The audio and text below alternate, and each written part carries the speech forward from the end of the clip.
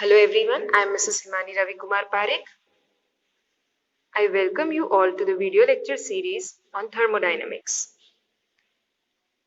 The topics for the day would be specific heat at constant volume, specific heat at constant pressure, and why do gases have two specific heats whereas liquids and solid have only one specific heat. So we begin our lecture. सबसे पहले ये specific heat क्या चीज होती है. ठीक है, अगर मैं कहूँ कि पानी की स्पेसिफिक हीट है 4.186 जूल पर ग्राम डिग्री सेल्सियस. ठीक है, इसका मतलब क्या हुआ, अगर आपके पास 1 ग्राम पानी है, उसका टेम्परेचर आपको 1 डिग्री सेल्सियस तक बढ़ाना है तो आपको इतनी हीट देनी पड़ेगी, 4.186 जूल जितनी हीट आपको देनी पड़ेगी to increase the temperature by 1 degree Celsius. किसका? 1 ग्राम ऑफ वाटर. तो that is known as the specific heat. ठीक है, अभी इसकी फॉर्मल डेफिनेशन है वो क्या कहती है कि अगर आपके पास कोई क्लोज्ड सिस्टम है, ठीक है, अभी close system is nothing but a system जिसमें मास ट्रांसफर नहीं हो सकता बट एनर्जी ट्रांसफर हो सकता है. तो ऐसी आपके पास क्लोज सिस्टम है, उसको आप बहुत ही कम infinite small amount of heat देते हैं डेल्टा क्यू. तो बिकॉज ऑफ दैट उस सिस्टम का टेम्परेचर राइज हो जाएगा by very small amount delta T. ठीक है, तो इन दोनों का जो रेशियो है delta Q by delta T is known as specific heat. ठीक है, I'll just read out the formal definition. Definition says कि infinite small amount of heat delta Q आप किसको दे रहे हैं? एक closed system को. Because of that उस system का बहुत ही कम temperature increase हो रहा है डेल्टा T. ठीक है, तो वो जो रेशियो है delta Q by delta T उसको कहेंगे स्पेसिफिक हीट. ठीक है, अभी हम लोग इसको we will try to put it in the equation form. तो इक्वेशन में हम लोग देखेंगे कि फाइनल जो इक्वेशन आएगा that will be in terms of internal energy and enthalpy. These are the properties of the system. But when we start deriving it, जब हम लोग start करेंगे इक्वेशन को सॉल्व करने के लिए start करेंगे, then we will use not the properties but the path functions, work and heat. ठीक है, फाइनल जो होगा, फाइनल जो इक्वेशन आएगा that will be in terms of the property of the system, that is internal energy and enthalpy. लेकिन when we start deriving that equation तो हम लोग we will start with the help of heat and work which are not the property of the system but the path functions. That is what has been mentioned here. We will define the specific heat in terms of system property.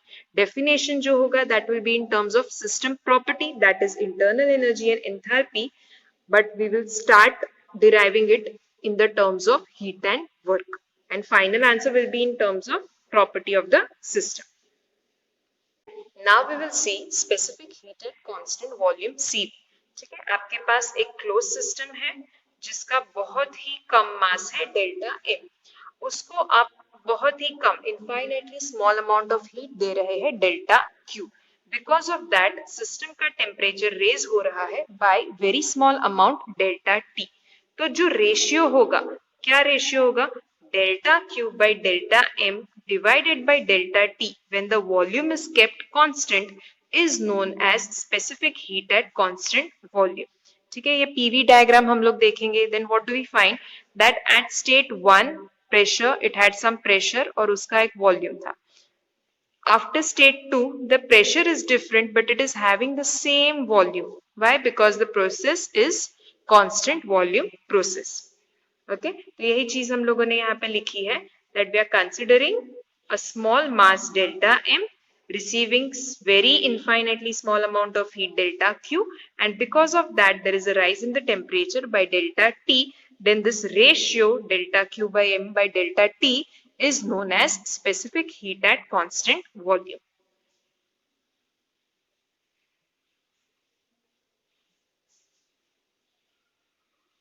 Now we will start deriving the equation for specific heat at constant volume.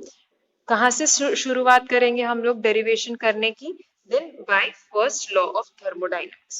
ठीक है, पहले भी हम लोगों ने mention किया था that we are using it for a closed system.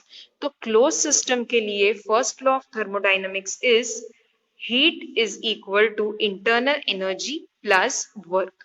ठीक है, क्लोज सिस्टम के लिए ये इक्वेशन होता है। Now what is work? तो there are four types of work. First one is displacement work, second one is paddle wheel work, third one is shaft work, and fourth one is flow work. ठीक है, now close system के लिए हम लोग बात कर रहे हैं, then we are only going to consider one work which is nothing but displacement work. Close system के लिए सिर्फ एक ही हम लोग बात करेंगे, not the other three work we are not concerned, we are only concerned about this one work which is displacement work. ठीक है, अभी डिस्प्लेसमेंट वर्क क्या होगा, हम लोग क्लोज सिस्टम में कंसिडर कर रहे हैं यहाँ पे, ओके, पिस्टन और सिलेंडर का arrangement, there is some gas over here. ठीक है, अभी इट हैज मूव, पहले पिस्टन यहाँ पे था, अभी piston has move to a certain distance से delta Z. Okay, so what is work done? Work done is nothing but force into displacement. Okay, and force is nothing but pressure into area. Okay, so can we write the displacement work as pressure into area into distance? Okay, अभी ये distance क्या होगा, as I said that it has, the piston has traveled by a certain amount delta z. Piston move हुआ, displace हुआ, इस position से यहाँ तक displace हुआ by a amount delta z. Because of this displacement कुछ work हुआ होगा इस this system में, तो हम लोग लिख सकते हैं pressure है, area है piston का, और displacement कितना है, delta z. This is nothing but your volume, which is nothing but T into D into V. Why? Because बहुत ही कम amount displace हुआ है, so we are using the letter D, dV. ठीक है, तो displacement work क्या होगा, nothing but T dV work. So coming back to the first law of thermodynamics, which is nothing but Q is equals to U plus W. Close system के लिए हम लोग ये इक्वेशन लेंगे, और क्लोज सिस्टम के लिए work, there is only and only one type of a work which is nothing but the displacement work, which is P D V work. ठीक है, सो क्या हो जाएगा, for a infinitely small amount के लिए हम लोग इक्वेशन लिखेंगे, then it will be delta Q is equals to D U plus P D V. Now we are talking about a constant volume process. Volume constant है, so this term will be 0. So what will we get? Delta Q equals to du. ठीक है, that is what we have written here, that delta Q is equals to du. ठीक है, अभी आगे के equation में हम लोगों ने क्या देखा था, CV was nothing but delta Q of a certain mass delta M by delta T. तो हम लोग को delta Q by delta M चाहिए, कितना होगा, ठीक है। So what are we going to do from the first law of thermodynamics? Delta Q equals to du, क्योंकि वर्क तो 0 हो गया, कांस्टेंट वॉल्यूम प्रोसेस है, तो by delta M by dm। ठीक है, अभी टोटल जो इंटरनल एनर्जी है divided by mass is nothing but its specific value, तो ये कुछ नहीं बट हो जाएगा d small u। So we can write delta q by delta m is nothing but d and small u। Okay, this is what we are obtaining here. अभी इसको substitute करेंगे आगे के इक्वेशन में, CV was delta Q by delta M divided by delta T. So this is nothing but du, small du हो गया, ठीक है। So what will the answer be? The answer will be CV is equals to du by dt when volume is kept constant. ठीक है, this is the final equation of specific heat at constant volume. ठीक है, इसका unit होगा kilo joule per KG kelvin. Okay, हम लोगों ने आगे भी कहा था कि फाइनल जो भी इक्वेशन आएगा that will be in terms of system property, तो internal energy is the property of the system.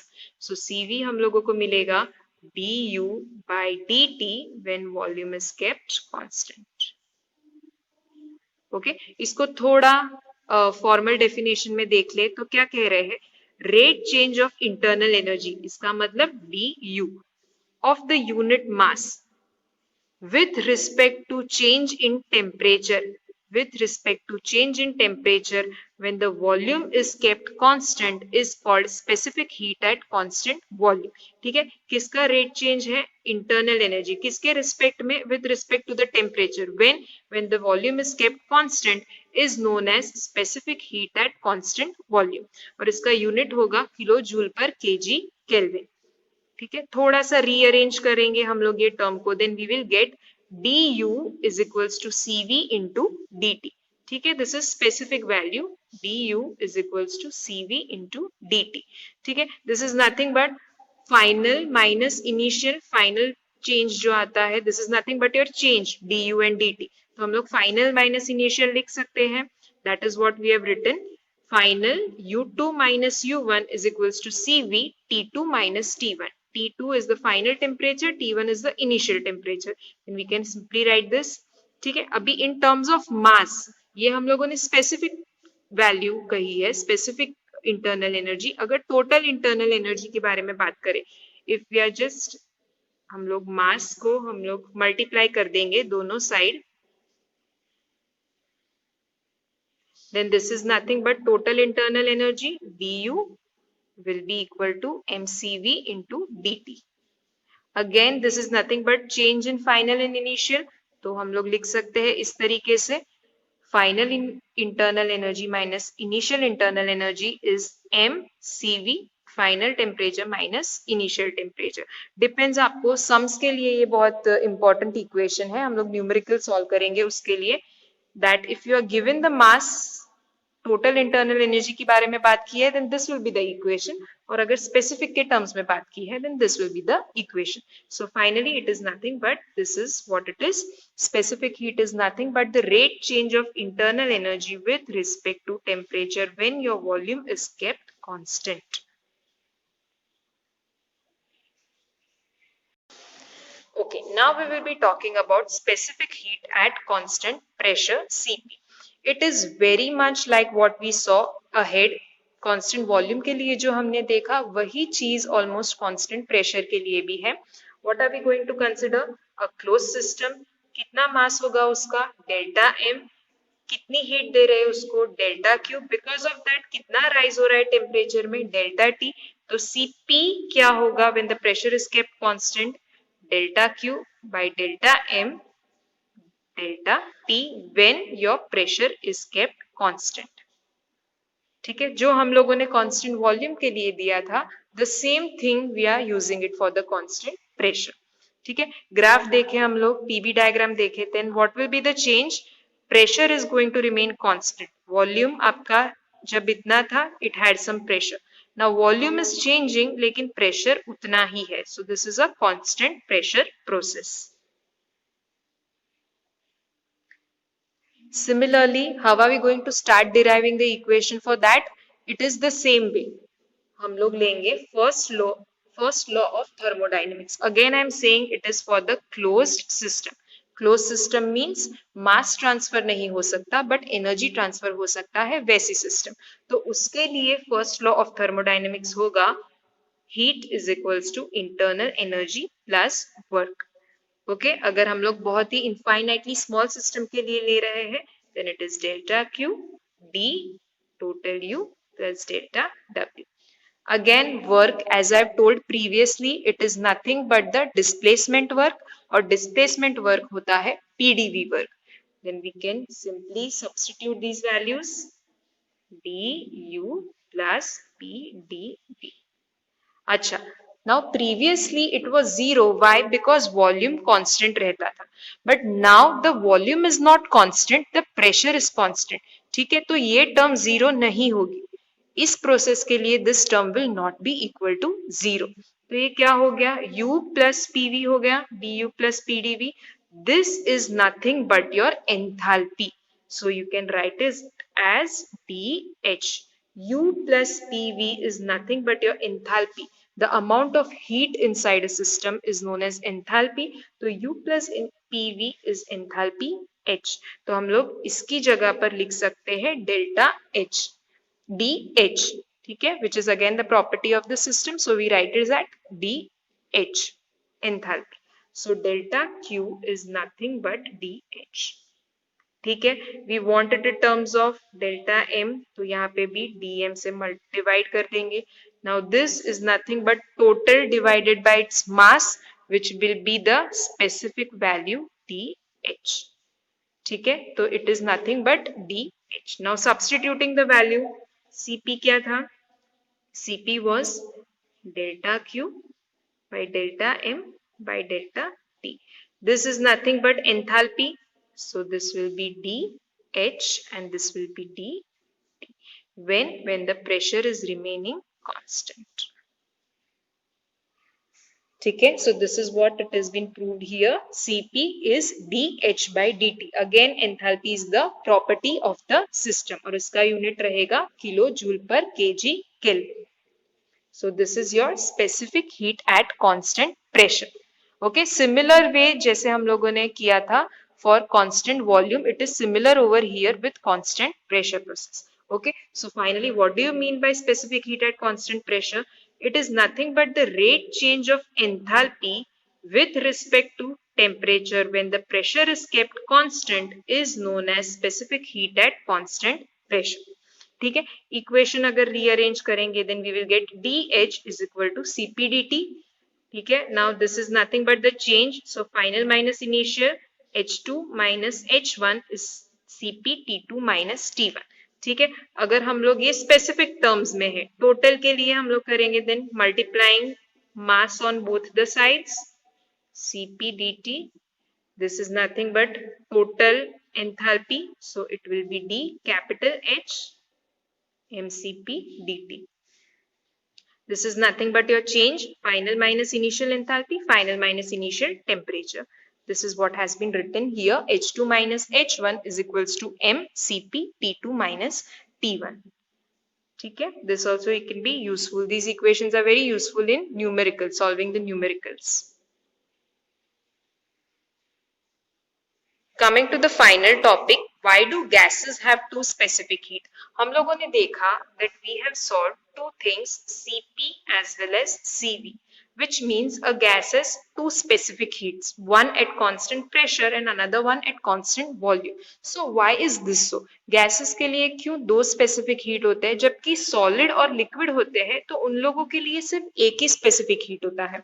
जैसे कि water है, then I just told it is 4.186 joule पर ग्राम डिग्री सेल्सियस, तो उसके लिए एक ही स्पेसिफिक हीट है, उसके लिए दो अलग स्पेसिफिक हीट नहीं है. जबकि गैसेस के लिए we just found out two specific heats Cp and Cv. The reason is कि आपके पास अगर गैस है, सॉलिड है और लिक्विड है, ठीक है, when you heat all these three things, ठीक है, आप जब तीनों का टेम्परेचर इंक्रीज कर रहे हैं तो सॉलिड और लिक्विड में प्रेशर और वॉल्यूम में ज्यादा चेंजेस नहीं दिखाई देते. ठीक है, with increase in the temperature, temperature को बढ़ाने से उसके वॉल्यूम और प्रेशर में ज्यादा डिफरेंस नहीं होता. जबकि गैसेस के लिए क्या है, जैसे आप टेम्परेचर बढ़ाओगे there will be a huge change in its pressure and volume, काफी चेंजेस देखने को मिलेंगे. बिकॉज ऑफ दैट हम लोग दोनों ही के लिए अलग से स्पेसिफिक हीट मेंशन करते हैं, that is Cp at specific heat at constant pressure and Cv that is specific heat at constant volume. Why? Because a lot of change has been seen, काफी change दिखाई देता है gases में in its pressure and volume जब आप उसका temperature बढ़ाते हो, लेकिन लिक्विड और सॉलिड में ये चीज नहीं दिखाई देती. आप टेम्परेचर बढ़ाओगे तो उसके प्रेशर और वॉल्यूम में ज्यादा चेंजेस नहीं दिखाई देते. That is what has been said here. Solid and liquid do not undergo considerable change in pressure and volume with increase in the temperature. Temperature बढ़ाने से उसके प्रेशर और वॉल्यूम में ज्यादा चेंजेस नहीं दिखाई देते. जबकि गैसेस में क्या होता है, gases show considerable amount of change. Temperature बढ़ाने से उसके प्रेशर और वॉल्यूम में चेंजेस दिखाई देते हैं। बिकॉज ऑफ दिस रीजन हम लोग स्पेसिफिक हीट जो है वो दो अलग मेंशन करते हैं गैसेस के लिए, Cp and Cv। Okay, there is only one review question for this, which says define the specific heat at constant pressure and volume with its equation and unit। तो specific heat Cp के लिए हो जाएगा dH by dt when your pressure is kept constant, और volume के लिए हो जाएगा du that is internal energy by dt when volume is kept constant, और यूनिट होगा दोनों का ही, it will be kilo joule per KG kelvin. Thank you.